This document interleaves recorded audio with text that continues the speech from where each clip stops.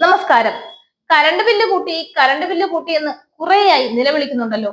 പ്രതിഷേധിക്കാൻ ഒന്നും കിട്ടിയില്ലെങ്കിൽ പ്രതിപക്ഷം മിണ്ടാതിരിക്കണം, അല്ലാതെ ജനങ്ങളെ ഇങ്ങനെ തെറ്റിദ്ധരിപ്പിക്കുകയല്ല വേണ്ടത്. ഒന്ന് ചോദിച്ചോട്ടെ, ശരിക്കും വൈദ്യുതി നിരക്ക് ഏറ്റവും കൂടുതൽ നിരക്കിൽ വർദ്ധിപ്പിച്ചത് ഏത് സർക്കാരാണെന്ന് നിങ്ങൾക്കറിയാമോ?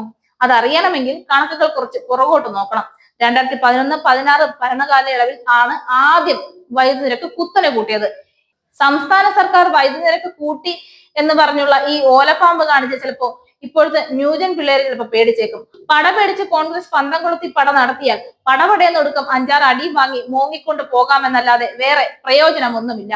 ആദ്യം കറണ്ട് ബില്ല് കൂട്ടിയത് UDF-ന്റെ ഭരണകാലത്താണ്. പവർ കട്ടൊക്കെ ഒരുപാട് തവണ ഉണ്ടായ കാലവും അത് തന്നെ. ആളുകളെ ചൂടത്ത് കിടത്തി ഉറക്കിയിട്ട് നീണ്ട കറണ്ട് ബില്ലും തന്ന് 49.2% അന്ന് നിരക്ക് വർദ്ധിപ്പിച്ചത്. 10 വർഷത്തെ ഇടവേളയ്ക്ക് ശേഷം അങ്ങനെ ചരിത്രപരമായി ആവാസപരമായി UDF സർക്കാർ കോൺഗ്രസുകാരുടെ കീശ നിറയ്ക്കാൻ പുതിയ പദ്ധതി ആവിഷ്കരിക്കുകയായിരുന്നു എന്ന് വേണമെങ്കിൽ പറയാം. 2012 ജൂലൈ 1 മുതൽ 29.5% നിരക്ക് കൂട്ടി ഗാർഹിക ഉപഭോക്താക്കളെയും വ്യവസായങ്ങളെയും സർക്കാർ ഒരുപോലെ ദ്രോഹിച്ചു.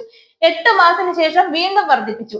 കാർഷിക മേഖലയെയും ജീവകാരുണ്യ സ്ഥാപനങ്ങളെയും പോലും സർക്കാർ അന്ന് വെറുതെ വിട്ടിട്ടില്ല, സബ്സിഡിയും ഒട്ട് അനുവദിച്ചില്ല. 2013 മെയ് 1 മുതൽ 8.3% വർധന. 40 യൂണിറ്റ് വരെ ഉപയോഗിക്കുന്നവർക്ക് ₹1.50, 41 മുതൽ 80 യൂണിറ്റ് വരെ ഉപയോഗിക്കുന്നവർക്ക് ₹2.40 എന്നത് ഏകോപിപ്പിച്ച് മൊത്തം യൂണിറ്റിനും കൂടി ₹2.20 ആക്കിയതോടെ 40 രൂപ മുതൽ 80 യൂണിറ്റ് വരെ ഉപയോഗിക്കുന്നവർക്ക് നല്ല പണിയാണ് ഇതിലൂടെ കിട്ടിയത്. 2014-15 11.4%-ആയും വൈദ്യുതി നിരക്ക് ഉയർത്തി. ഉപയോഗത്തിനനുസരിച്ച് നിരക്ക് വർദ്ധിക്കുന്ന സ്ലാബ് സമ്പ്രദായത്തിൽ മാറ്റം വരുത്തി ഉപഭോക്താക്കളെ ഉയർന്ന സ്ലാബിലേക്ക് മാറ്റി. വൈദ്യുതി ഇല്ലാതെ മണിക്കൂറുകളോളം ജനങ്ങൾ വലയുന്നതിനിടെയായിരുന്നു 3 തവണ നിരക്ക് വർദ്ധിപ്പിച്ച് UDF സർക്കാരിന്റെ ദ്രോഹ നടപടി. എന്നാൽ പിണറായി വിജയന്റെ നേതൃത്വത്തിലുള്ള LDF സർക്കാർ വൈദ്യുതി നിരക്ക് വർദ്ധിപ്പിച്ചതാകെ 21.68% മാത്രമാണ്. കണക്കുകൾ പരിശോധിച്ചാൽ ഇത് മനസ്സിലാക്കാവുന്നതേ ഉള്ളൂ. 2017 4.77%, 2019 7.32%, 2022 6.59%, 2023 3% എന്നിങ്ങനെയാണ് വില വർധന ഉണ്ടായത്. വൈദ്യുതി നിരക്കിൽ ഇപ്പോൾ ആകെ വർദ്ധിപ്പിച്ചിരിക്കുന്നത് 16 പൈസയാണ്. ഇത് കാണിച്ചാണ് ജനങ്ങളെ സർക്കാരിനെതിരെയാക്കാൻ പ്രതിപക്ഷം ഇപ്പോൾ ശ്രമിച്ചുകൊണ്ടിരിക്കുന്നത്. ഉപഭോക്താക്കൾക്ക് അധിക ബാധ്യത വരാതെയും ഇളവുകളിലേറെയും നിലനിർത്തിയുമാണ് വൈദ്യുതി നിരക്കിൽ നേരിയ വർധന വരുത്തിയത്.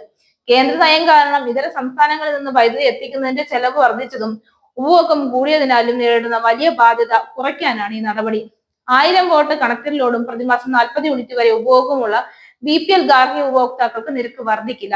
അനാഥാലയങ്ങൾ, വൃദ്ധസദനങ്ങൾ തുടങ്ങിയവരുടെ താരിഫും വർദ്ധിപ്പിച്ചിട്ടില്ല. BPL കുടുംബങ്ങളിൽ അർബുദ രോഗികളോ അംഗവൈകല്യമോ ഉള്ളവരുണ്ടെങ്കിലും നിരക്ക് വർധനവ് ഉണ്ടാകില്ല.